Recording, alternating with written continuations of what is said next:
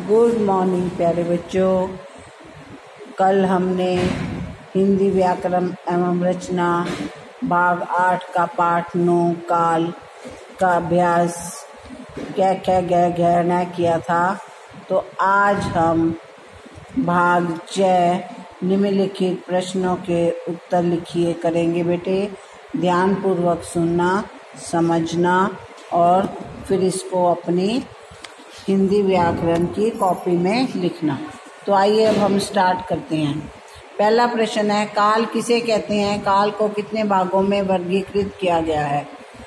क्रिया का वह रूप जिससे कार्य के संपन्न होने के समय का ज्ञान हो उसे काल कहते हैं। काल को 3 भागों में वर्गीकृत किया गया है। नंबर 1 भूतकाल, नंबर 2 वर्तमान काल, नंबर 3 भविष्यत काल। ये तो सबको पता है, बीते हुए समय को भूतकाल, चल रहे समय को वर्तमान काल और आने वाले समय को भविष्यत काल कहते हैं। अब सेकंड प्रश्न है, भूतकाल से क्या तात्पर्य है? भूतकाल के भेदों के नाम लिखिए।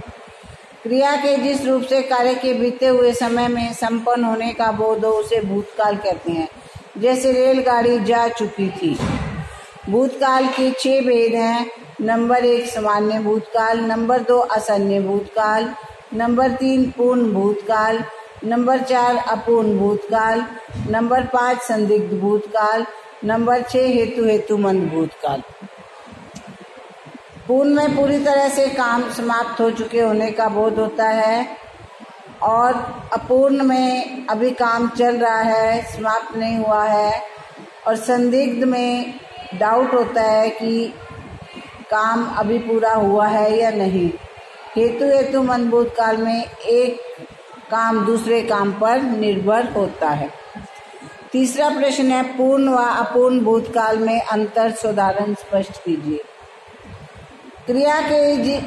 पूर्ण भूतकाल क्रिया के जिस रूप से कार्य के बीते हुए समय में कुछ समय पहले समाप्त होने का बोध हो उसे पूर्ण भूतकाल कहते हैं।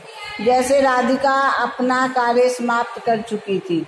अपूर्ण भूतकाल में क्रिया के जिस रूप से उसके भूतकाल में जारी होने का बोध होता है उसे अपूर्ण भूतकाल कहते हैं। जैसे तेज हवा चल रही थी।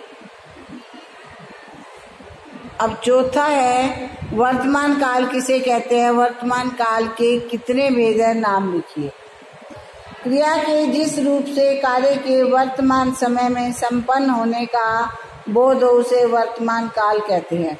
वर्तमान काल के 3 भेद हैं। सामान्य वर्तमान काल, जैसे वह खाना खा रहा है। संदिग्ध वर्तमान काल, जिसमें हमें डाउट है, हम पूरी तरह से श्योर नहीं हैं। जैसे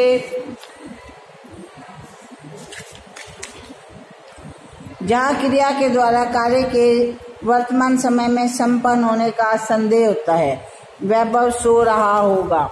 और अपूर्ण वर्तमान काल में पूरी तरह से वर्तमान समय में चल रहे होने का बोध होता है, वह सो रहा है। तो अब लास्ट प्रश्न है बेटे,